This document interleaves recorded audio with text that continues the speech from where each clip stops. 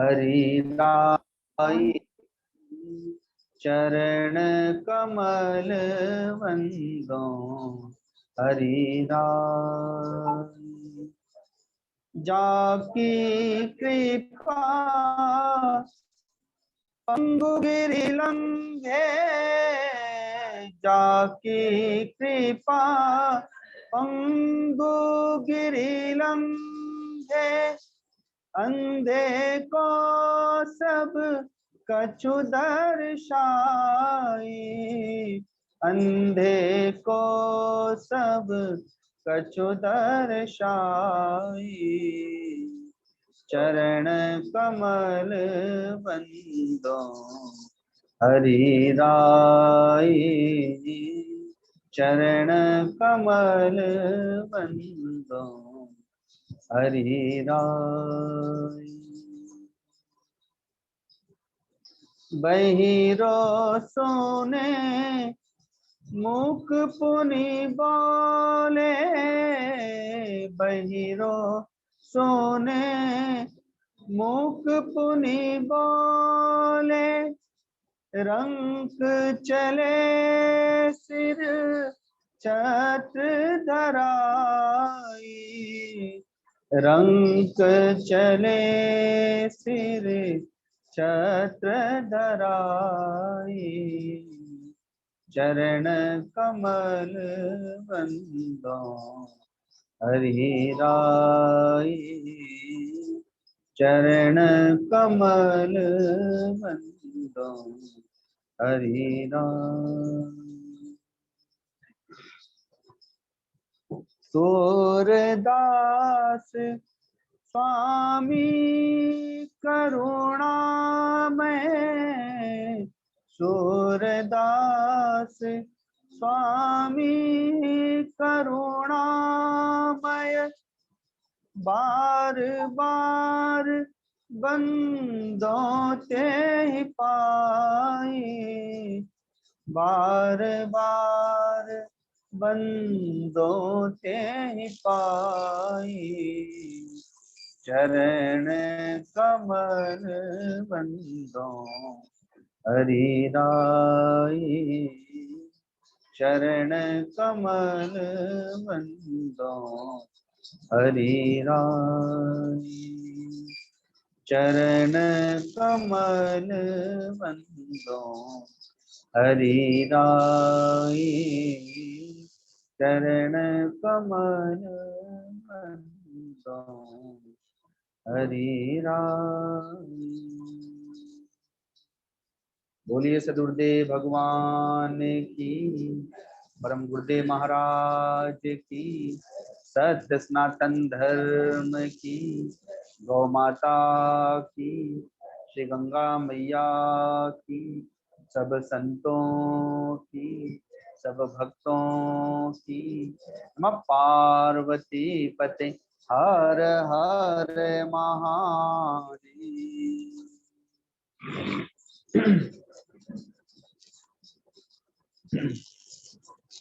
आज सदगुरुदेव भगवान का निर्वाण दिवस है। आज वे सगुण से निर्गुण निराकार स्वरूप में सर्वव्याप्त हो गए।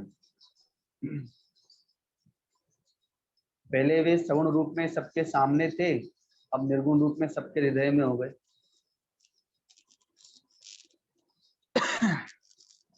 सगुण रूप में जब वे आएंगे तभी उनके दर्शन होंगे, लेकिन निर्गुण रूप में तो हम अपने हृदय में हमेशा दर्शन कर सकते हैं। और जब हमारी श्रद्धा प्रेम विश्वास दृढ़ से दृढ़ होता चला जाएगा तो हमें उनकी अनुभूतियां भी होंगी और वे सगुण रूप में भी झलक के रूप में हमें दिखाई देंगे, दर्शन देंगे, स्वप्न में भी वे दर्शन देंगे।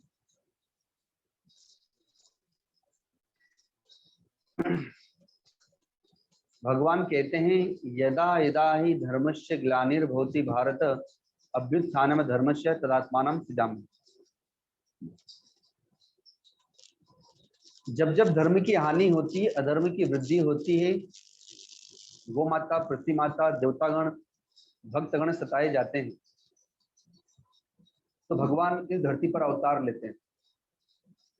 24 अवतार माने गए, लेकिन उसके अतिरिक्त और भी बहुत से अवतार हैं जो शास्त्रों में विस्तार के साथ नहीं दिए गए।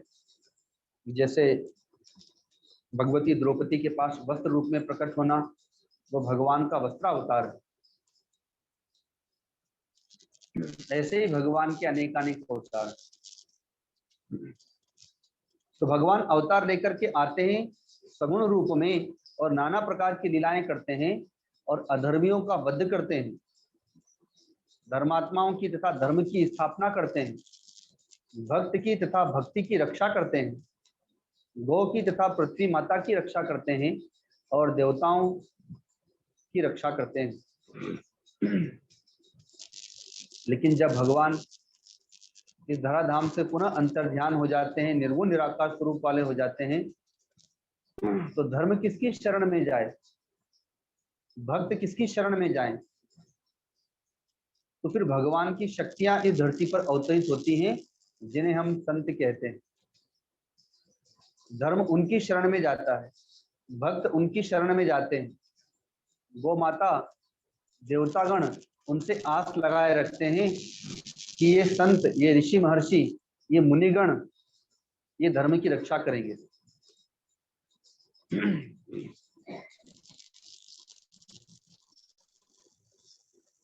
हनुमान जी के लिए भी कहा गया कि राम काज लगी तब अवतारा। भगवान के जो भक्त हैं उनका भी वही कार्य है, वे भी धर्म के लिए ही जीवन जीते हैं, भगवान के लिए जीवन जीते हैं, धर्म की रक्षा के लिए जीवन जीते हैं। और संत का जीवन भी ऐसे होता है, परमारथ के कारण साधुन धरा शरीर। विश्वामित्र जी जब राजा दशरथ के पास गए, भगवान श्री राम को मांगा, तो एक बार तो राजा दशरथ के मन में आया कि बताओ संत लोग कितने निर्मोही होते हैं, एक पिता के पास जाकर के कह रहे हैं कि अपना बेटा मुझे दे दो।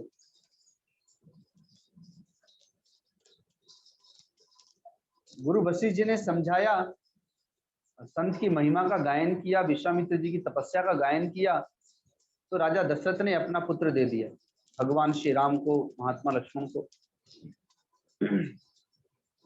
विश्वामित्र जी अपने लिए नहीं बल्कि जगत की शांति के लिए यज्ञ कर रहे हैं, विश्व शांति यज्ञ कर रहे हैं। और उसमें रावण के अनुचर सुबाहु, मारीच, ताड़का आदि विघ्न डाल रहे हैं। तो भगवान श्री राम से भगवान ने उन सबका, विश्वामित्र जी ने उन सबका समाधान कराया, बद्ध कराया, और उसके उपरांत अपनी सारी सिद्धियां, अपनी सारी शक्तियां भगवान श्री राम को दे दी। और फिर उसके उपरांत जनकपुर में ले जाते हैं भगवान को और शिव जी के धनुष का भंजन कराकर राजा जनक के दुख संताप को दूर कराते हैं। मार्ग में गौतम ऋषि की धर्मपत्नी भगवती अहिल्या का उद्धार कराते हैं। जब चारों भाइयों का विवाह हुआ तो राजा दशरथ बारात लेकर के आए। जब चारों का विवाह हो गया, चारों ने अपनी पत्नियों के साथ में महाराज दशरथ को जब प्रणाम किया तो वे इतने आनंदित हुए, इतने प्रफुल्लित हुए, उन्हें लगा कि मैंने चारों पुरुषार्थों को प्राप्त कर लिया, धर्म, अर्थ, काम और मोक्ष। और उसी समय वे अपने पूरे परिवार को लेकर विश्वामित्र जी के चरणों में साष्टांग दंडवत प्रणाम करते हैं। कहते हैं कि हे मुनि, मेरे अपराध को क्षमा करें। जब आपने राम को मांगा था उस समय मेरे मन में बड़ी दुर्भावनाएं आ गई थी आपके प्रति, लेकिन आज देख रहा हूं कि आपका तो कोई स्वार्थ सिद्ध नहीं हुआ। जगत के कल्याण के लिए, जगत शांति के लिए आपने यज्ञ किया, और आज राम के साथ में अन्य चारों भाइयों का भी विवाह हो गया, मुझे राजा जनक जैसे समधी प्राप्त हुए और ऐसी 4 पुत्र वधुएं प्राप्त हुई। तो संत तो लेते नहीं बल्कि संत तो देते हैं। वो लेते से दिखाई देते हैं तो आपके कल्याण के लिए लेते हैं। वैसे ही भारतवर्ष में सदगुरुदेव ने ऋषिकेश में आनंद धाम आश्रम की स्थापना की। तो वो किसके लिए स्थापना की? वो भक्तों के कल्याण के लिए ही तो की। जहां पर संत सेवा होती है,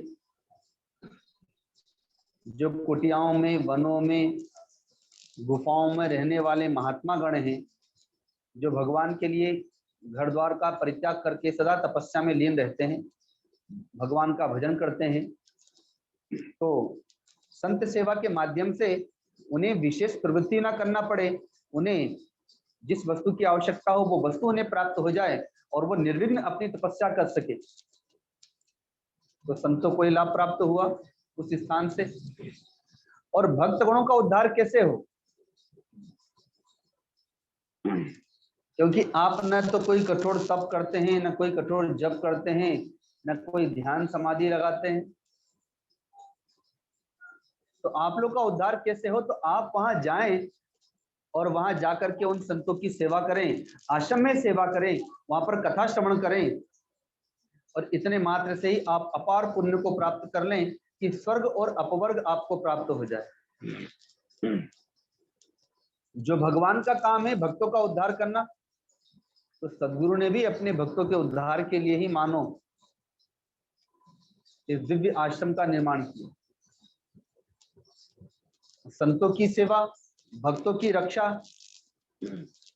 और देवताओं तथा गौ माता का संरक्षण। आनंद धाम आश्रम में यज्ञशाला का निर्माण हुआ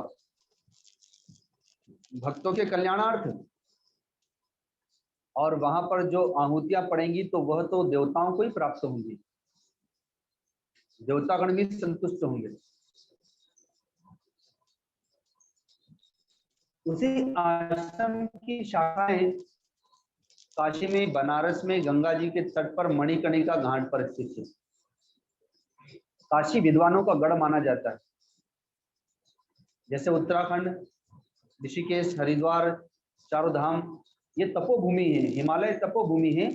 यहाँ पर संत तपस्या करने जाते हैं। वृंदावन प्रेम की भूमि है, भक्ति की भूमि है। वहाँ के जो संत भी हैं वे रसिक हैं।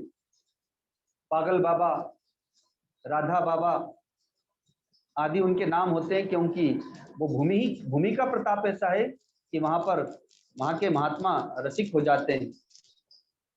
तो वैसे ही काशी की भूमि विद्वानों की भूमि, वहां के संत बड़े विद्वान होते हैं। दक्षिण के संत बड़े विद्वान होते हैं, वैसे ही काशी के संत बड़े विद्वान होते हैं। ऐसे स्थान पर मणिकर्णिका घाट पर जो प्राचीन स्थल है, वहां पर आनंद धाम आश्रम की शाखा है, जहां पर ब्राह्मणगण विद्याध्ययन करते हैं, विद्यार्थीगण विद्याध्ययन करते हैं। वह भक्तों के कल्याणार्थ ही तो है, ब्राह्मणों की रक्षा हो रही है वहां पर। मानस में भी आया है कि विप्र धेनु सुर संत हित लीन मनुज अवतार। भगवान ब्राह्मणों के लिए, संतों के लिए, भक्तों के लिए, गो के लिए, पृथ्वी के लिए अवतार लेते हैं। वैसे ही संत का अवतार भी इन्हीं कार्यों के लिए होता है। तो वहां पर ब्राह्मणों की रक्षा हो रही है, अर्थात ब्राह्मणों का विद्याध्ययन हो रहा है। आज ऋषिकेश वाले आनंद धाम आश्रम में तथा काशी के आनंद धाम आश्रम में दोनों जगह मिलाकर के 15 ब्राह्मण होंगे, 15 विद्यार्थी। आश्रम की ओर से जिनका रहना, खाना, वस्त्र, दवाई, सारी सुविधाएं दी जाती है। उनका कार्य केवल विद्याध्ययन करना है। क्योंकि अगर ब्राह्मणगण कर्मकांड नहीं सीखेंगे, भगवान का भजन पूजन करना नहीं सीखेंगे, तो भगवान की पूजा कौन करेगा? अभी हम लोग ब्रज 84 कोस की यात्रा में गए थे, तो घोर जंगलों में जा करके दर्शन करके आए। भगवान ने जंगलों में बहुत लीलाएं की हैं, गायें चराने गए हैं, वहां कई प्रकार की लीलाएं की। कहीं पहाड़ी पर चढ़ना था, कहीं नीचे उतरना था, कहीं जंगलों में, कहीं कुछ। तो शारदा बाई भी कहती थी कि भगवान को बताओ कहाँ कहाँ जा करके लीला करने की पड़ी, बताओ इतनी ऊपर चढ़ के थक गई, तो कहा इतनी ऊपर जा करके भगवान ने ऐसी लीला की।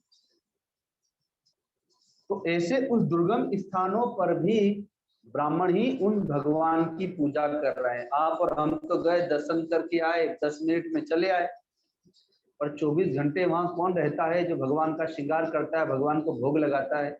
वो ब्राह्मण ही तो कर रहे हैं। तो ब्राह्मण की रक्षा नहीं होगी तो भगवान की पूजा कौन करेगा? आपके मांगलिक कार्यों को कौन कराएगा? गृह पूजन हो, भूमि पूजन हो, शादी हो, और भी अन्य मांगलिक कार्य हो, अब ब्राह्मणगण अगर कर्मकांड से दूर हो जाएंगे, विद्वान नहीं होंगे, तो ये सब कौन करेगा?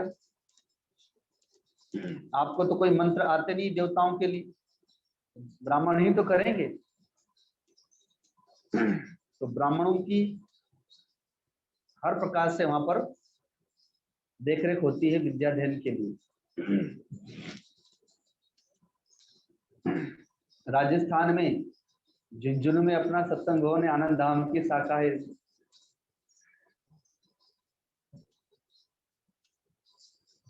लगभग 25-30 वर्ष हो गए होंगे, 40 साल, 40 साल के लगभग 45 साल हो गए। इतने वर्षों से यहाँ पर सत्संग चला रहा है। 12 वर्ष अगर कहीं पर कोई भक्त, कोई साधक साधना कर ले तो वो स्थान अपने आप में सिद्ध हो जाता है। और यहाँ तो 40, 45, 50 साल हो गए। ये आनंद धाम की एक शाखा ही तो है।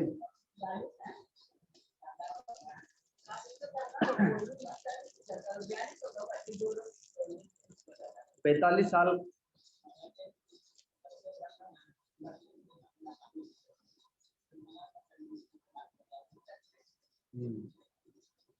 तो इतने वर्षों से यहाँ पर भजन हो रहा है, सत्संग हो रहा है, तो ये स्थान भी अपने आप में दिव्य हो गया है, अपने आप में सिद्ध हो गया है। यहीं से थोड़ी दूरी पर दिशाओं में अपना सत्संग भवन है, आनंद धाम की, वह भी एक शाखा है, और वहां पर भी भजन सत्संग होता है। अब तो वहाँ की माताएं बहुत वृद्ध हो गई हैं और बहुत सी शरीर भी छोड़ दी, तो वहां पर संख्याओं में अब धीरे धीरे कमी आ गई। उसी प्रकार से अन्य शाखाओं में बिहार में 2 शाखाएं हैं, शेखपुरा और सहरसा, जहां पर नित्य ही भजन सत्संग होता रहता है, जैसे यहाँ पर होता है वैसे ही। और ऐसे ही धनबाद गोविंदपुर में आनंद धाम की शाखा है, जहां पर आज पूर्णिमा है, तो वहां नियम लगाया गया है कि प्रत्येक पूर्णिमा को कोई एक भक्त वहां पर सुंदरकांड का सामूहिक पाठ कराएगा। कोई सुंदर वक्ता होते हैं जो पाठ करने वाले होते हैं, वो उनको बुलाया जाता है, और गोविंदपुर, धनबाद, आसनसोल आदि के जो भी भक्तगण हैं वहां पर इकट्ठे हो जाते हैं। 50-100 लोग, 3 घंटा वो कार्यक्रम चलता है, जिसमें भजन भी गा लेते हैं वो लोग, सुंदरकांड का पाठ हो जाता है, और जो सुंदरकांड कराता है वो उस दिन या तो सबका जलपान करा देता है या भंडारा करा देता है। और हनुमान जी की वहां पर गुरु जी के द्वारा प्रतिष्ठित की गई है मूर्ति, वो सिद्ध हनुमान जी के नाम से है, तो उसका बहुत सुंदर श्रृंगार किया जाता है। तो कम से कम 1 महीने में एक वहां पर बड़ा आयोजन होता है, क्योंकि गुरु जी भी कहा करते थे कि इतना बड़ा भवन और मंदिर आदि बना है और तुम लोग यहाँ कुछ करते ही नहीं हो।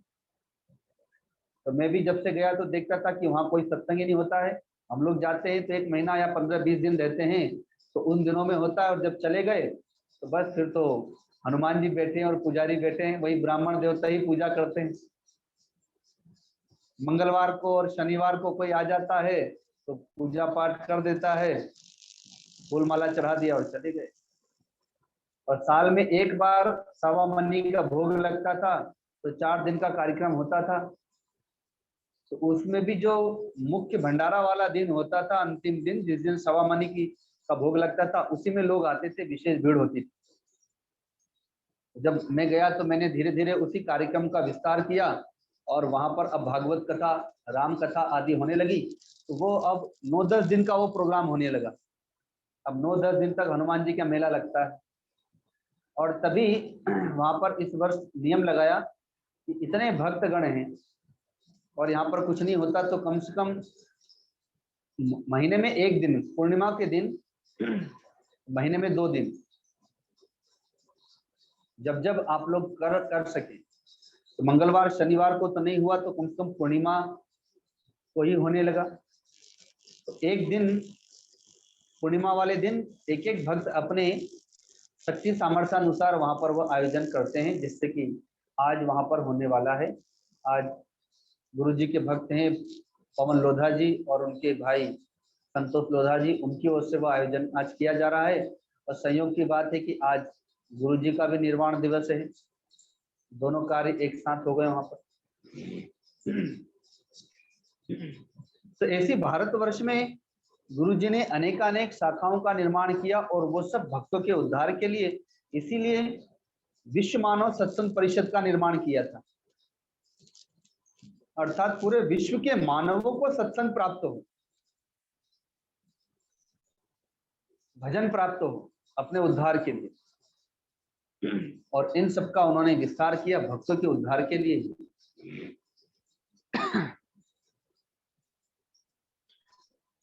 सदगुरु की 2 प्रकार की संपत्तियां होती हैं, एक भौतिक संपत्ति और एक आध्यात्मिक संपत्ति।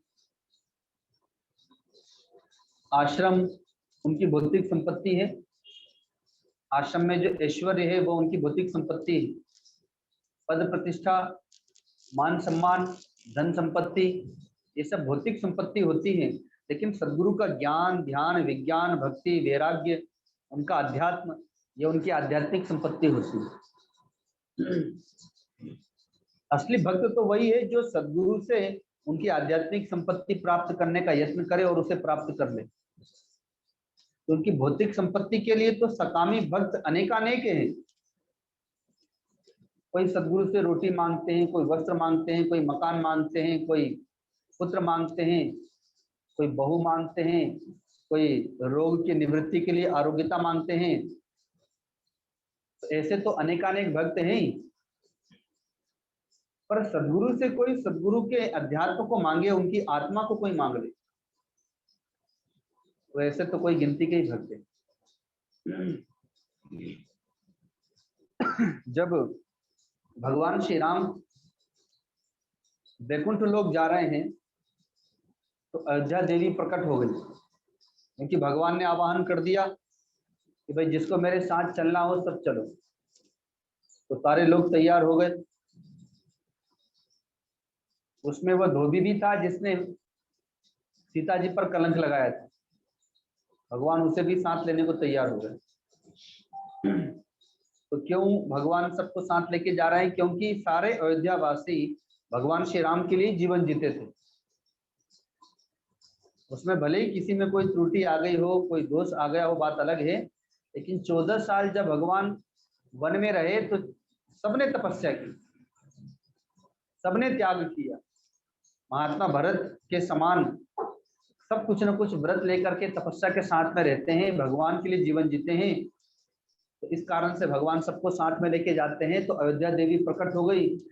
भगवान ने कहा कि हे देवी, अब तो मेरे जाने का समय आ गया, तो बताओ तुम किसे चाहती हो? तुम जिसे कहोगी हम उसे दे देंगे और ये राज्य सुना नहीं रहेगा। तो राम जी के पास में भरत है, शत्रुघ्न है, लक्ष्मण है, लवकुश है और तीनों भाइयों के भी 2-2 पुत्र हैं। लेकिन अयोध्या देवी कहती है कि हे प्रभु, मैं जिसे चाहती हूँ वो मुझे नहीं चाहते, वो आपको चाहते हैं। और मेरे मांगने पर भी, मेरे चाहने पर भी वो सिंहासन पर नहीं बैठेंगे। भगवान ने कहा ऐसा कौन है जो मेरी बात नहीं सुनेगा? मैं कह दूं तो कौन मना करेगा?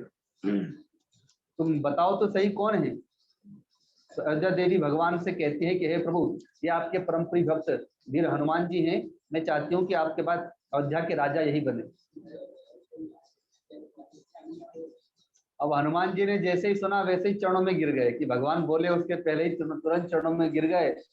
हे प्रभु, मुझे तो बस आपके चरण पद चाहिए, मुझे राज्य का पद नहीं चाहिए, राजा नहीं बनना मुझे।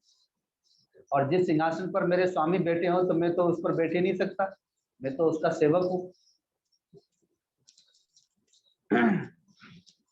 भगवान श्री राम ने कहा अयोध्या देवी से कि ये हनुमान इस सिंहासन पर तो नहीं बैठेंगे, लेकिन मेरे बाद में अयोध्या के राजा तो यही रहेंगे। आज भी अयोध्या के राजा हनुमान जी हैं, लेकिन चूंकि वो सिंहासन पर नहीं बैठे हैं इसलिए हम लोग रामलला की उपासना करते हैं।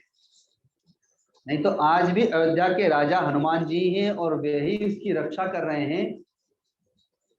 भगवान ने कहा किम पुरुष प्रदेश में, अर्थात एक सूक्ष्म लोक है, उस सूक्ष्म लोक में अयोध्या के राजा आज भी हनुमान जी, लेकिन स्थूल जगत में हमें दिखाई नहीं देगा क्योंकि हनुमान जी ने उसे स्वीकार नहीं किया। तो हनुमान जी की उस भगवान ने समझा भी दिया कि सूक्ष्म लोक में तुम उस सिंहासन पर बैठो, और इधर देवी अयोध्या को भी समझा दिया। तो वैसे ही दो प्रकार की संपत्तियां हैं, एक भौतिक संपत्ति, एक आध्यात्मिक संपत्ति। तो सदगुरु का शरीर जब तक रहता है तभी तक भक्त को प्रयत्न करना चाहिए कि वह उनकी आध्यात्मिक संपत्ति को प्राप्त कर ले, क्योंकि जब शरीर ही आने जाने वाला है तो भौतिक संपत्ति आने जाने वाली क्यों नहीं है, पद प्रतिष्ठा आने जाने वाली क्यों नहीं। हालांकि भक्त के लिए, साधक के लिए सदगुरु का कभी अभाव नहीं रहता। सदगुरु की वह कृपा, वह आशीर्वाद, वह सत्संग उसे सदा नित्य प्राप्त होता रहता है, क्योंकि ये तो भाव की बात है, तो श्रद्धा की बात है। सदगुरु श्रद्धा और भाव में बसता है, भक्त के भाव में ही तो बसता है। अब कोई सदगुरु के साथ में रहता हो और मन में परिवार को, बाल बच्चों को बिठा के रखा हो, तो वो सदगुरु के साथ रह करके भी साथ में नहीं। और कोई बहुत दूर रहता हो, साल में एक बार ही केवल सदगुरु का दर्शन करता हो, लेकिन अपने हृदय में सदगुरु को बिठा करके रखा हो, तो वो तो हमेशा उसके साथ नहीं है, आज भी उनके साथ नहीं है। सूरत के सुशील अग्रवाल जी हैं, उन्होंने आज एक प्रश्न किया है। कल हमने मंडावा में सत्संग किया था। हाँ, तो मैं बता रहा था कि भारतवर्ष में गुरुजी ने बहुत सी शाखाएं स्थापित की, लेकिन उन शाखाओं के अतिरिक्त भी बहुत सी भक्त मंडलियां हैं, जैसे मंडावा में, रांची में, बॉम्बे, सूरत में, जहां पर सत्संग भवन नहीं है, लेकिन अपने घरों को ही उन्होंने सत्संग भवन बना दिया। जैसे रांची में राधाबाई थी, उनके घर पर ही एक कक्ष था जिसमें वर्षों से सत्संग होता चला आ रहा है। अब तो उनका शरीर भी गुरुधाम को चला गया, उनके साथी बहुत सी माताओं का भी, कांताबाई आदि बहुत सी माताओं का शरीर गुरुधाम को चला गया। तो कल मंडावा में राजा मयूरध्वज की कथा सुनाई थी, जो अपने राज्य को, अपनी संपत्ति को, अपनी प्रजा को, अपने बाल बच्चों को, अपने शरीर को भगवान का समझते थे, और 1% नहीं 100%। हम भगवान को मानते हैं, पर कितना मानते हैं? कोई 1%, कोई 2%, कोई 10%, कोई 20%, कोई 50%, पर 100% मानने वाले तो कोई कोई होते हैं। राजा मयूरध्वज उन्हीं में से थे जो 100% भगवान को मानते थे, 100% भगवान के लिए जीवन जीते। और भगवान ने जब परीक्षा ली तो उसमें सफल हुए, अपने पुत्र को समर्पित कर दिया। राजा दशरथ 100% नहीं जीते थे उस समय। किसके लिए? तो भगवान के लिए। क्योंकि वहां राजा दशरथ के पास में तो स्वयं विश्वामित्र जी एक संत आए, और राजा मयूरध्वज के पास में संत नहीं आए थे, उनके पास तो भगवान ब्राह्मण के वेश में आए थे। लेकिन फिर भी उन्होंने अपने पुत्र को समर्पित कर दिया, और वह भी उनकी आज्ञानुसार आरे से चीर करके समर्पित किया। राजा दशरथ अपने पुत्र के लिए जीवन जी रहे थे, यह बात अलग है कि उनका पुत्र साक्षात नारायण ही था, लेकिन वो इस बात को पूर्ण रूप से स्वीकार नहीं किए थे, मन में भी संशय था, सगुण उपासक थे वे। तो उसी कथा को सुन करके उन्होंने प्रश्न किया कि मैं और मेरापन ये कैसे जाए। हम लोग भजन गाते हैं कि मैं नहीं, मेरा नहीं, सब कुछ तुम्हारा ही दिया होगा। तो भावना कैसे आए कि मैं नहीं, मेरा नहीं? तो ये तो भक्ति से ही आती है। जब भक्ति व्यापक होती जाती है, मानस में भक्त ने प्रार्थना की है कि अस अभिमान जाई जनि भोरे, मैं सेवक रघुपति पति मोरे। जब तक ये अभिमान है कि मैं शरीर हूँ, मैं ब्राह्मण हूँ, मैं क्षत्रिय हूँ, मैं बड़ा धनवान हूँ, मैं बड़ा रूपवान हूँ, बड़ा बुद्धिमान हूँ, ये मेरा कुल कुटुंब परिवार है, ये मेरी संपत्ति है, मेरी बड़ी पद प्रतिष्ठा है, ये सारा का सारा अभिमान हमें बांधने वाला है। तो उस अभिमान को, जो रजोगुणी अभिमान है, उस रजोगुणी अभिमान को नष्ट करने के लिए हमें सात्विक अभिमान धारण करना पड़ेगा कि अस अभिमान जाए जनि भोरे, मैं सेवक रघुपति पति मोरे। मैं भगवान का भक्त हूँ, ये सात्विक अभिमान है। मेरी कोई जाति नहीं, मैं ब्रह्म जाति का हूँ, मैं भगवान की जाति का हूँ। मेरी कोई शक्ति सामर्थ्य नहीं, भगवान की शक्ति सामर्थ्य से सब होता है। मेरी बुद्धि नहीं, भगवान की बुद्धि से प्रेरणा मिलती है। ये कुल कुटुंब धन संपत्ति या परिवार सब कुछ भगवान का ही दिया हुआ है, अतः भगवान का ही है। रावण के दरबार में हनुमान जी से पूछा कि ए वानर तुम कौन हो? तो हनुमान जी भी कहते हैं दासोहम रघुनंदनस्य, मैं रघुनंदन का दास हूं, मैं रघुनंदन का सेवक। उनके पास भी कोई अभिमान नहीं है, क्योंकि भक्त के पास कोई अपना अभिमान नहीं होता, वो तो भगवान का होता है। भगवान का होने वाले के पास कोई अभिमान नहीं होता, लेकिन जगत के होने वाले के पास तो बहुत से अभिमान होते हैं। संसार के, परिवार के होने के बाद तो बहुत से अभिमान हो जाते,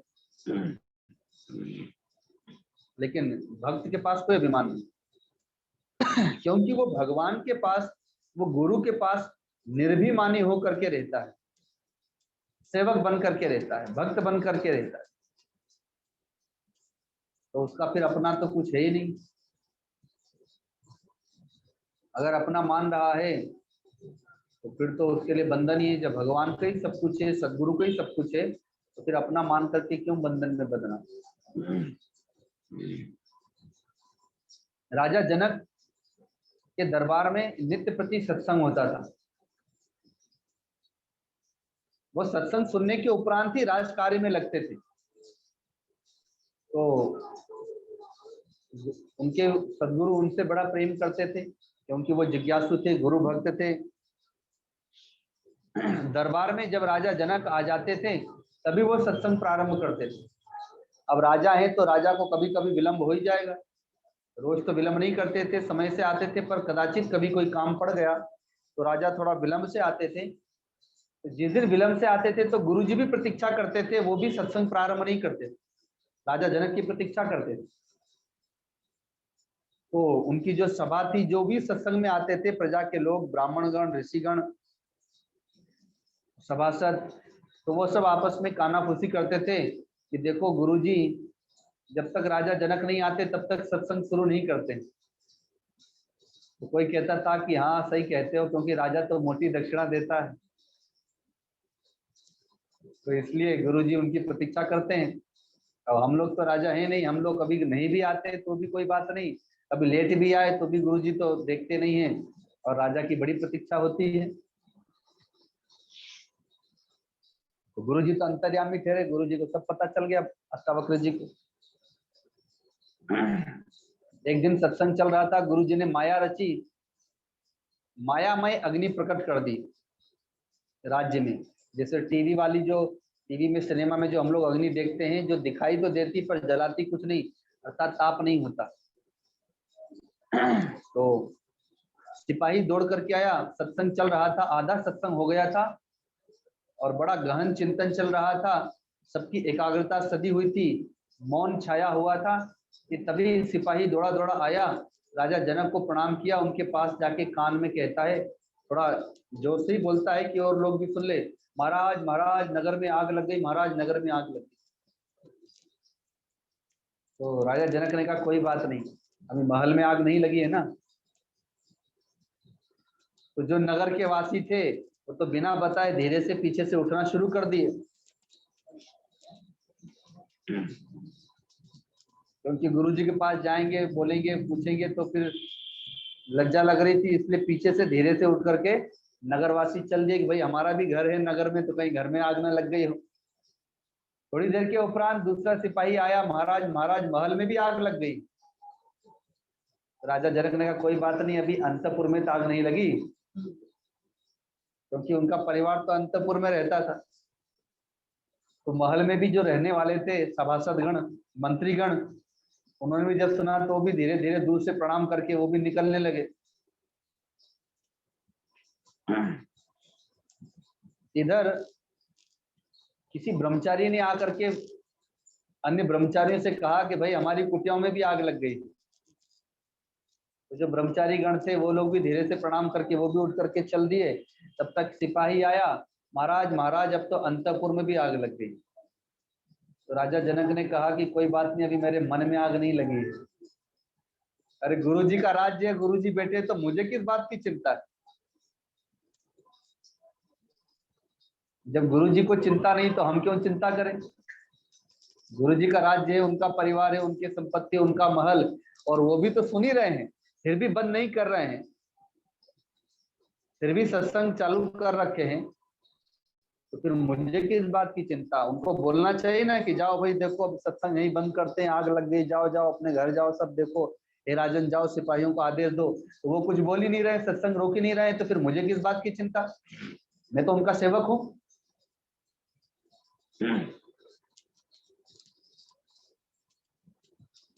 अब गुरुजी ने देखा कि सत्संग में तो केवल राजा जनक ही बचे, बाकी तो सब उठ करके अपने अपने घर चले गए घर बचाने के लिए, लेकिन वहां तो कोई आग थी नहीं।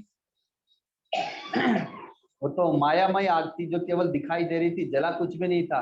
जब वहां पर लोग पहुंचे तो देखा कुछ भी नहीं जल रहा इससे, तो समझ गए कि ये तो सब गुरुजी की माया है। हमारी परीक्षा हो रही थी, हम लोग बहुत कानाफूसी करते थे गुरुजी के मन में, गुरुजी के प्रति हमारे मन में संशय हो गया था। और जब सब लोग लौट करके आए तो क्या देखते हैं कि एक गुरुजी बैठे और एक चेला जी बैठे हैं बस राजा जी। तब सबको समझ में आ गया कि वास्तव में असली जिज्ञासु तो यही है, असली श्रोता तो यही है। इसलिए गुरुजी उनकी प्रतीक्षा करते हैं, क्योंकि जिसको जिज्ञासा है उन्हीं के लिए तो विषय बोला जा रहा है। अब कथा तो सुना रहे थे राजा परीक्षित को, अब ये बात अलग है कि सुनने वाले और भी बहुत लोग आके बैठ गए थे। गीता जी सुनाई महात्मा अर्जुन को, लेकिन और लोगों को भी सुनाई दे रही थी, बात अलग है, लेकिन निमित्त तो उन्हीं को बनाया जा रहा था। तो वैसे ही राजा जनक को कथा सुनाई जा रही थी।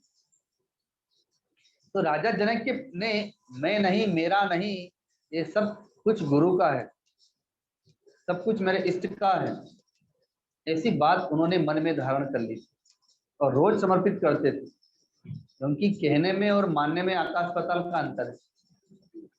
कहने को तो हम रोज कहते हैं कि तन मन धन सब तेरा, आरती हम लोग गाते हैं जय जगदीश हरे में तो कहते ही, लेकिन बस आरती कर देते हैं और कह देते हैं, लेकिन ऐसा मानते नहीं। फिर तो घर आकर के मैं और मेरा में लग जाते हैं, तू और तेरा में लग जाते हैं, और यही तो माया है कि मैं और मोर तोड़ते माया, और जही बस के न्यू जीव निकाया।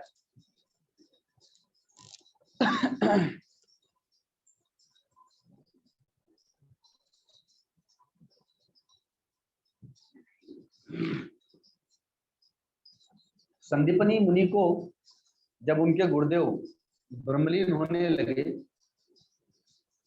तो सदगुरु ने उनके पास जो भी संपत्ति थी, किसी शिष्य को आश्रम दे दिया, किसी को गौशाला दे दी, किसी को जमीन दे दी अर्थात खेती दे दी,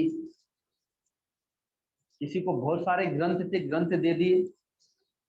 ये सब भौतिक संपत्तियां हैं, लेकिन संदीपनी मुनि को कुछ नहीं दिया भौतिक संपत्ति के रूप में।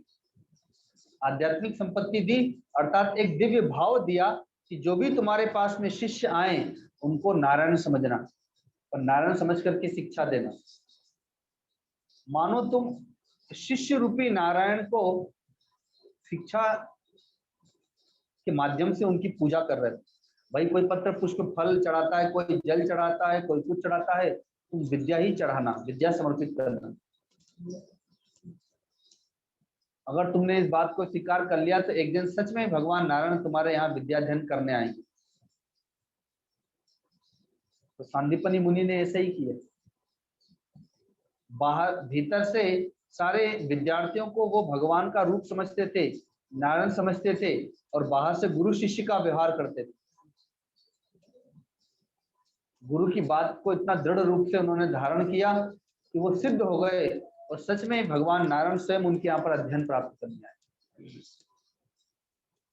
तो गुरु की दो प्रकार की विद्याएं, दो प्रकार की संपत्तियां, भौतिक संपत्ति और आध्यात्मिक संपत्ति। भौतिक संपत्ति को रोज समर्पित करते जाएं, मैं नहीं, मेरा नहीं है प्रभु, ये सब आपका ही है, आपको ही समर्पित करते हैं। जब भगवान की संपत्ति को भगवान को समर्पित कर देंगे तो भगवान लेने थोड़ी आएगा। लोगों को डर लगता है कि कहीं हम बोल देंगे गुरुजी सब आपका ही है, तो गुरुजी कहें कि चलो फिर ये गाड़ी हमारी तो गाड़ी दे दो, ये मकान हमारा है तो चलो खाली करो। तो गुरु को ऐसा कहने आएगा क्या, या भगवान ऐसा कहने आएंगे क्या? अरे उसमें तो आप जब यह कहेंगे कि हे प्रभु ये मकान आपका है, तो अब आप उसे मंदिर समझ लेंगे, वो आपके लिए आश्रम हो जाएगा। उसमें आपके प्रति जो मोह ममता आसक्ति है वो दूर हो जाएगी। जब आप समझेंगे कि ये फैक्ट्री, ये दुकान, ये ऑफिस, ये मेरा नहीं भगवान का है, ये सदगुरु का है, तो वो कोई लेने नहीं आएगा, बल्कि आपकी भावनाएं बदल जाएंगी। ये गुरु जी की फैक्ट्री है, हम तो इसके सेवक हैं। ये दुकान गुरु जी की है, हम तो इसके सेवक हैं। तो लाभ हुआ तो गुरुदेव की, हानि हुई तो उनकी। और सेवक केवल सेवा करके ऐंठ हरे तन मन की। जो हमारे मन में अहंकार है ना, ऐंठ है हमारे तन मन वचन हृदय में, तो दूर हो जाएगी सेवा करने से। और नहीं तो मालिक पने का बड़ा अभिमान रहता है।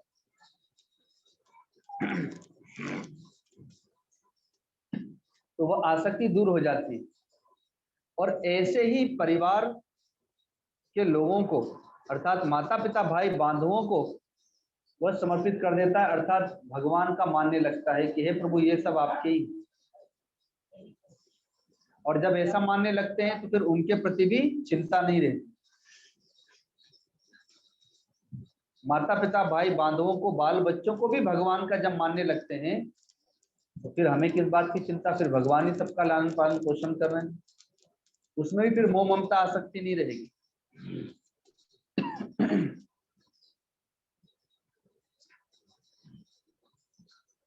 और ऐसे ही इस शरीर को भी भगवान को समर्पित कर दें और भगवान का मान लें। राजा जनक को भगवती सीता से और उर्मिला से आसक्ति नहीं थी। उनकी दो ही तो बेटियां हैं, एक बेटी पृथ्वी से प्राप्त हुई है और एक उनकी अपनी बेटी है उर्मिला। लेकिन उनमें मोह ममता आसक्ति नहीं है, क्योंकि वो अपने गुरु का मानते हैं, अष्टावक्र जी का ही सब कुछ है। अतः जब भगवती सीता वन में जाती है 14 साल के लिए, तो राजा जनक मिलने जाते हैं, लेकिन उन्हें लेकर के अपने घर नहीं जाते। और जब भगवान श्री राम ने अंतिम समय में भगवती सीता को त्याग दिया और वो वाल्मीकि मुनि के आश्रम में रहने लगी, वहां पर उनके दो पुत्र भी हुए, लव और कुश। तो राजा जनक मिलने भी नहीं गए वहां पर, लाने की तो बात ही दूर है, क्योंकि उन्हें मोह ममता आसक्ति नहीं थी। और वो जानते थे कि इस समय मेरी बेटी का धर्म क्या है और मेरा धर्म क्या है। वो जानते थे कि प्रभु श्री राम साक्षात नारायण हैं, उन्होंने सीता जी को त्यागा है तो इनका कलंक दूर करने के लिए ही त्यागा है। और नहीं तो आज तो भगवान श्री राम के होते हुए उनकी प्रजा देवी सीता पर कलंक लगा रही है, तो आने वाली पीढ़ियां देवी सीता पर कलंक क्यों नहीं लगाएंगी। अतः आज भगवान श्री राम के साथ में भगवती सीता की भी जो पूजा हो रही है, वो भगवान श्री राम के कारण से ही तो हो रही है। उन्होंने इसीलिए त्यागा था, ये सिद्ध हो जाए कि सीता जी निष्कलंक है। और सीता जी ने परीक्षा दी, भूमि में समा गई। तो राजा जनक को मोह ममता आसक्ति नहीं अपने बाल बच्चों से, क्योंकि वो उन्हें भी भगवान का ही मानते थे, अपने सदगुरु का मानते थे, और न अपने शरीर से आसक्ति थी। इसीलिए विदेहराज कहलाते थे, क्योंकि उन्होंने अपने शरीर को भी समर्पित कर दिया। जब हम इस शरीर को अपना मानते हैं तो इससे मनमाना देखेंगे, मनमाना सोएंगे, मनमाना खाएंगे, मनमाना पिएंगे, मनमाना करेंगे। लेकिन जब इसको भगवान का मान लेंगे, गुरु का मान लेंगे, तो मनमाना देख नहीं सकते। अब आप, ये गुरु की आंखें हो गई। और मनमाना खा भी नहीं सकते, भक्षा भक्ष, क्योंकि ये गुरु का मुख हो गया। ये कान गुरु के हो गए, मनमाना सुन नहीं सकते अब, और मनमाना बोल नहीं सकते, किसी की निंदा, चुगली, अपशब्द, झूठ। और ऐसे ही इन हाथों से मनमाना असत्य कर्म नहीं कर सकते, अधर्म कर्म नहीं कर सकते। जब इस शरीर को गुरु का मान लेंगे तो अब इससे हम इसका सदुपयोग करेंगे, जैसे हनुमान जी करते हैं, लक्ष्मण जी करते हैं, भरत जी करते हैं। इस शरीर का सदुपयोग करते हैं, सेवा करते हैं इससे। और ऐसे ही परिवार के सदस्यों को जब गुरु का मान लेंगे तो उनको सताएंगे नहीं, उनका भी दुरुपयोग नहीं करेंगे, उनका भी सदुपयोग करेंगे। संपत्ति को, परिवार को, मकान को, इन सबको भगवान का मान लेंगे, गुरु का मान लेंगे, तो फिर उनका भी हम दुरुपयोग नहीं करेंगे।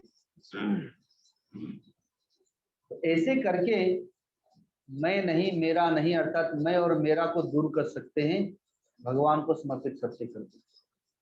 और ये एक दिन में नहीं होगा,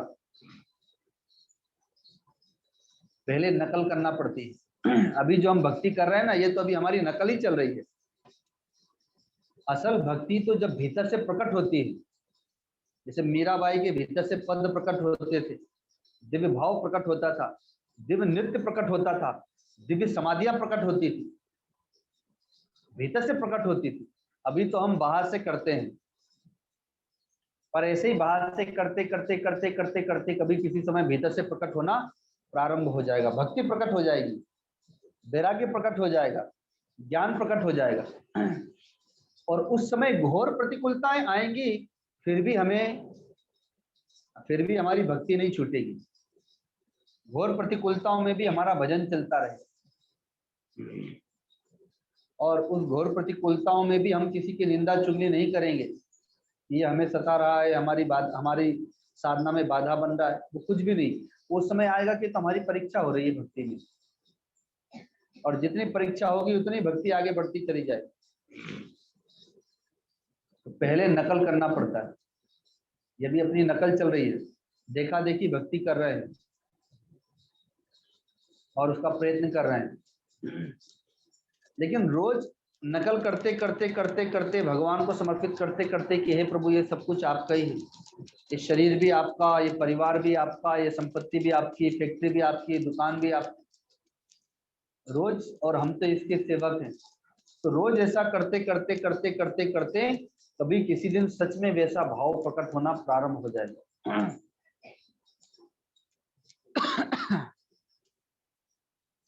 संपत्ति सब रघुपति के यहाँ, जो बिनु जतन चलो तजिता है। भरत जी कहते हैं, जब राम जी को मनाने जा रहे हैं तो सारे लोग तैयार हो गए, हम भी चलेंगे, हम भी चलेंगे। तो कहा कि ठीक है चलो।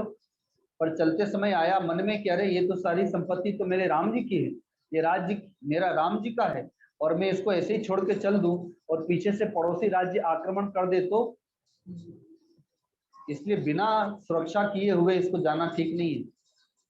तो विश्वास पात्र सिपाहियों को पहले नियुक्त करते हैं सेवा में, राज्य की रक्षा में, और तब जाकर के राम जी को मनाने जाते हैं।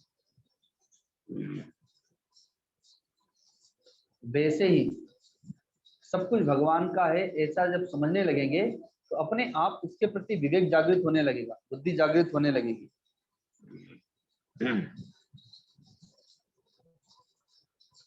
गुरुदेव बताया करते हैं अभी भी, कि जब कभी भक्तगण उनका यात्रा का टिकट बनाते थे, जब वे कहीं आते जाते थे तो भक्तगण टिकट बना देते थे। तो एसी में, फर्स्ट एसी में, सेकंड एसी में टिकट बनाने लगे। तो गुरुदेव को पता चला, टिकट बन के आया, तो गुरुदेव ने कहा कि ज्यादा पैसा हो गया है क्या तुम लोग के पास, एसी में टिकट बना दिया। तो तो कहा कि गुरुदेव अब तो आपके नाम से निकल गए, अब तो कुछ हम तो कुछ कर नहीं सकते, और गर्मी का समय है और आप स्लीपर कोच में जाते हैं, बड़ी भीड़ होती है, धक्का मुक्की होगी, शरीर की अवस्था ऐसी हो गई है। तो गुरुदेव ने कहा कि जो पैसा तुम लोगों ने लगाया है इस टिकट बनाने में, फर्स्ट एसी में, सेकंड एसी में, अब उसको कैंसिल करो और या तो रिजर्वेशन कराओ स्लीपर कोच में, और नहीं तो थर्ड एसी में। तो कहा गुरुदेव जो पैसा निकल गया उसको हम वापस कैसे करें? तो ठीक है, वो गाय की सेवा में लगाओ। ये गाय का पैसा है, शरीर गाय के लिए, संतों का शरीर धर्म के लिए है, धर्म रक्षा के लिए, गाय की रक्षा के लिए है। तो आज गौ माता कष्ट में है, गौ माता पीड़ा में है, और संत एसी में घूमेंगे। तो इसलिए इस पर गाय का अधिकार है, अतः उस पैसे को गौशाला में भेजो। तो जब आप इस शरीर को भगवान का मानेंगे, गुरु का मानेंगे, तो फिर इस शरीर आपका तपोमय जीवन होगा, त्यागमय जीवन होगा, भजनमय जीवन होगा, रागमय आसक्तिमय जीवन नहीं होगा। तो इसलिए आज सद्गुरुदेव के इस निर्वाण दिवस के अवसर पर हम लोग को भी प्रार्थना करना चाहिए कि उनका अध्यात्म हमें प्राप्त हो, उनकी आध्यात्मिक संपत्ति हमें प्राप्त हो, जो वास्तव में उनका वास्तविक स्वरूप है, असली स्वरूप है। उनका ज्ञान, उनका ध्यान, उनकी भक्ति, उनका वैराग्य, उनका आध्यात्मिक स्वरूप, वह हमें प्राप्त हो। वो कभी जाने वाला नहीं है, वो सदा नित्य रहने वाला स्वरूप है। और इस शरीर से हम सद्गुरु के शरीर की सेवा कर सकें। तो सद्गुरु का आप शरीर क्या है? तो सद्गुरु का आश्रम भी सद्गुरु का शरीर ही होता है। और ये गुरु जी इस बात को कहा करते थे कि सद्गुरु का आश्रम सद्गुरु का शरीर होता है। तो जैसे कोई हाथ की सेवा कर रहा है, कोई पाँव की सेवा कर रहा है, कोई सिर दबा रहा है, तो वैसे ही सद्गुरु के आश्रम की सेवा जो जिस रूप में करे, कोई तन से कर रहा है, कोई मन से कर रहा है, कोई धन से कर रहा है, कोई तन मन धन से कर रहा है, जिसको जैसे सेवा हो, तो वह सद्गुरु के आश्रम की सेवा सद्गुरु के शरीर की सेवा ही है। क्योंकि शरीर की सेवा सब कोई नहीं कर पाएगा। जब जहां रहेंगे वहीं पर उनकी शरीर की सेवा हो पाएगी। तो आश्रम की सेवा कर देने मात्र से ही सद्गुरु के शरीर की सेवा मानी जाती है। तो इस शरीर से सद्गुरु के शरीर की सेवा अर्थात सद्गुरु आश्रम की सेवा, और मन से सद्गुरु के अध्यात्म की सेवा अर्थात उनकी भक्ति, उनका ज्ञान, उनका वैराग्य आदि को प्राप्त करने का यत्न करना। तो उनके दोनों शरीर की उपासना होगी, भौतिक और आध्यात्मिक। भरत जी ने ऐसे ही तो किया था। 14 साल में 14 गुना संपत्ति, भौतिक संपत्ति भी बढ़ा के दी, क्योंकि शरीर से राज्य की सेवा करते थे, लेखा जोखा आदि हर प्रकार से ध्यान भी रखते थे, और आध्यात्मिक सेवा भी करते थे, अर्थात जब तब ध्यान भजन के साथ में भी रहते थे। अर्थात भगवान श्री राम आए तो 14 गुना संपत्ति, भौतिक संपत्ति भी बढ़ा के दिए, और 14 गुना संपत्ति अर्थात आध्यात्मिक संपत्ति भी बढ़ा के दी। 14 साल में उनका जप, उनका तप, उनका ध्यान, उनका दिव्य भाव, दिव्य प्रेम, दिव्य समर्पण, ये सब कुछ बढ़ गया था। दोनों प्रकार की संपत्तियां बढ़ाई हुई। तो वैसे ही हमें भी प्रयत्न करना चाहिए, हमारी भी भक्ति, ज्ञान, ध्यान, विज्ञान आदि दिन दुगना रात चौगुना बढ़े, इसके लिए हमें प्रयत्न करना चाहिए। तो आज से ही हमें संकल्प करना चाहिए इस निर्वाण दिवस के इस परम पावन पर्व पर, शुभ अवसर पर, कि हम सद्गुरुदेव की आध्यात्मिक संपत्ति के लिए जीवन जिए, सद्गुरु के लिए जीवन जिए, भगवान के लिए जीवन जिए, और हमने जिस किसी को भी अपना माना अब उसे भगवान का माने, भगवान को रोज समर्पित करें। तो समर्पित करते करते करते करते धीरे धीरे वो भाव प्रकट होने लगेगा, और भगवान भी अपना मानने लगेंगे। भाई भगवान का आप मानेंगे और समर्पित करेंगे, भगवान भी अपना मानने लगेंगे। और जब तक आप ही नहीं मानेंगे भगवान का, तो भगवान फिर अपना क्यों मानने जाए? भले वो भगवान का ही है सब कुछ, भगवान का ही सब कुछ है। भगवान की वस्तु को हम अपना मानने लगे तो भगवान मौन हो जाते हैं। लेकिन जब भगवान का मानने लगते हैं तो भगवान भी फिर धीरे धीरे धीरे सच में एक दिन अपना मानने लगते हैं। जैसे पांचों पांडवों को भगवान अपना मानने लग गए थे, भक्त विदुर को अपना मानने लग गए थे, तभी तो बिना बुलाए चले गए उनके यहाँ पर। सुदामा जी को अपना मानने लग गए थे, माँ कुंती को, भगवती द्रौपदी को अपना मानने लग गए थे। जब भगवान को अपना मानता है तो भगवान भी अपना मानने लगते हैं। और जब भगवान को अपना मानने लगते हैं तो वहां पर मैं और मेरापन समाप्त होने लगता है। तो इसलिए आज से ही यह पुनः भगवान के सामने, गुरु के सामने प्रतिज्ञा करें, समर्पण करें, हे प्रभु ये सब कुछ आपका ही, हम तो आपके सेवक हैं तन मन वचन हृदय से, और आप भी इसे स्वीकार करें, क्योंकि बहुत लंबे काल से आपकी वस्तु को हमने अपना मान लिया और अब हमने सुना, तो अब आपकी वस्तु को आपको समर्पित करते हैं और अब आपका ही मान के रहेंगे। लेकिन आप भी इसे स्वीकार करें, क्योंकि जिस दिन से आप स्वीकार करने लग जाएंगे, बस उसी दिन से मेरे मन की भावना भी दृढ़ हो जाएगी कि सब कुछ उन्हीं का है। तो फिर चिंता दूर हो जाएगी, मोह ममता आसक्ति दूर हो जाएगी, फिर वहां से चिंतन, वहां से भक्ति प्रारंभ हो जाएगी। तो यहीं पर फिर अपनी वाणी को विराम देते हैं। कल पुनः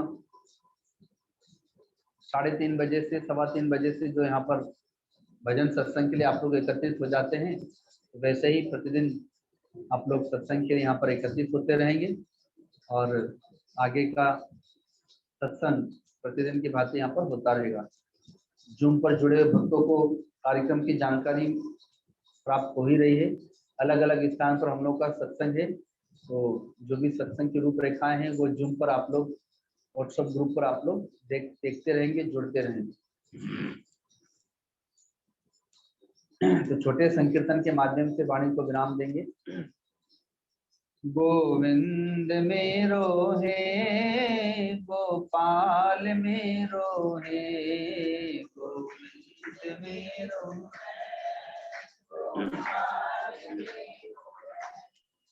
शिवा के बिहारी नंद लाल मेरो है, शिवा के बिहारी नंद। गोविंद मेरो है, गोपाल मेरो है, गोविंद मेरो है, शिवा के बिहारी नंद लाल मेरो है, शिवा के बिहारी नंद लाल। गोविंद मेरो है, गोपाल मेरो है, गोविंद मेरो है। श्री गैया चरैया मेरो है, श्री गैया चरैया गोविंद मेरो है, गोपाल मेरो है, गोविंद मेरो है।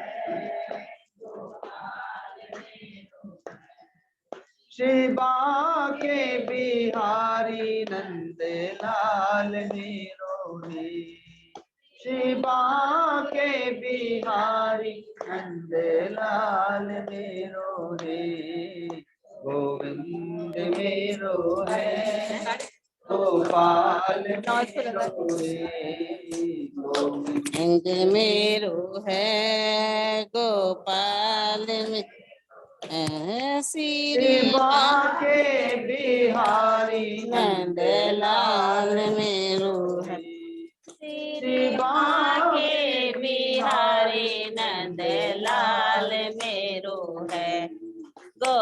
गोविंद मेरो है गोपाल मेरो है गोविंद मेरो है गोपाल मेरो है श्री बांके बिहारी नंद लाल मेरो है श्री बांके बिहारी नंद लाल मेरो है गोविंद मेरो है गोपाल मेरो है गोविंद मेरो है गोपाल मेरो है श्री लाल मेरो है घनश्याम मेरो है गोपाल मेरो है लाल मेरो है बोलिए गुरुदेव भगवान की जय परम गुरुदेव महाराज की जय सत्य सनातन धर्म की जय गौ माता जय श्री गंगा मैया की जय सब संतों की जय सब भक्तों की जय पार्वती पते हर हर महादेव।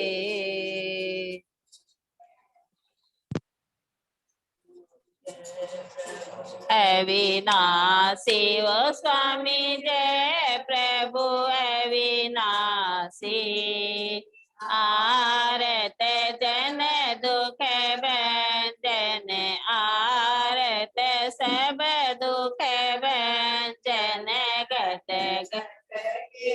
बासी हरि ओम जय प्रभु अविनाशी सबके भीतर सबके तीर्थ सबके परकाशी ओ स्वामी सबके परकाशी सबको सब विधि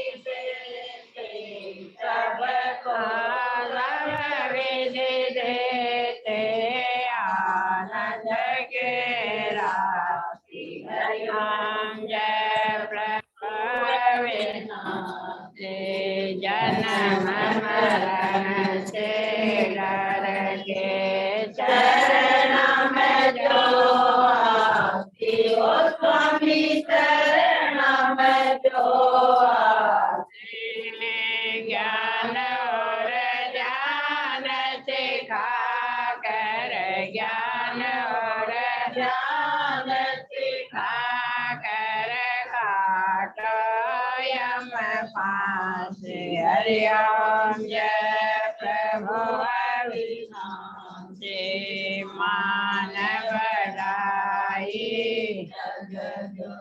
चरण में चित शिव स्वामी चरण में चित पाप ताप और तुम्हें जा पाप ताप और तुम्हें जा सब मिट जाती हरि ओम जय प्रभु अविनाशी ज्ञान की ज्योति जगा के ब्रह्म सबके नाचे वो स्वामी ब्रह्म सबके नाचे घर में सब दर्शाओ मन में सब दर्शाओ मथुरा और काशी हरि ओम जय प्रभु अविनाशी जन्म जन्म से सोवत माये नींद आती वो स्वामी माये नींद आती दीनानाथ जगाओ सच गुरुदेव जगाओ मैं आपका ही गुण गाती हूँ हरि ओम जय प्रभु अविनाशी वाला रो पल खावा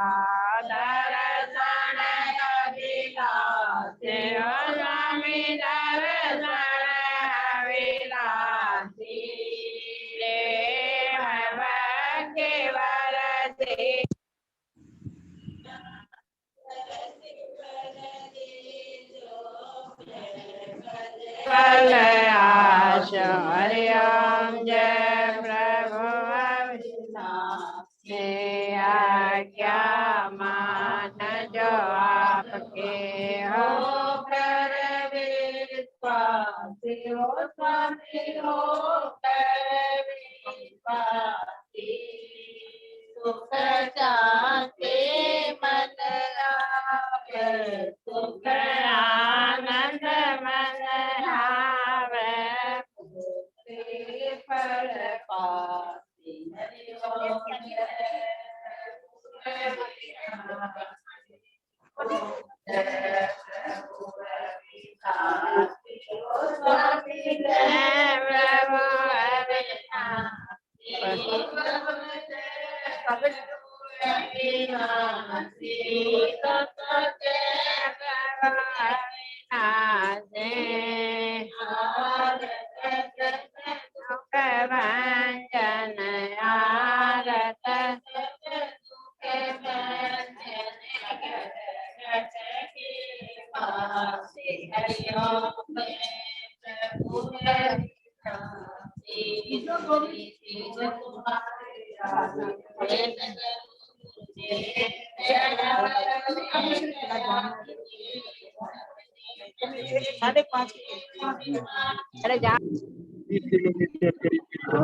आप सबको अनम्यूट कर दिया गया है, आप सब प्रणाम कर सकते हैं। Thank you. हम लोग जयकार सब मिलकर बोले सदगुरुदेव भगवान राम गुरुदेव महाराज की जय, गंगा मैया की जय, माता आरती आनंद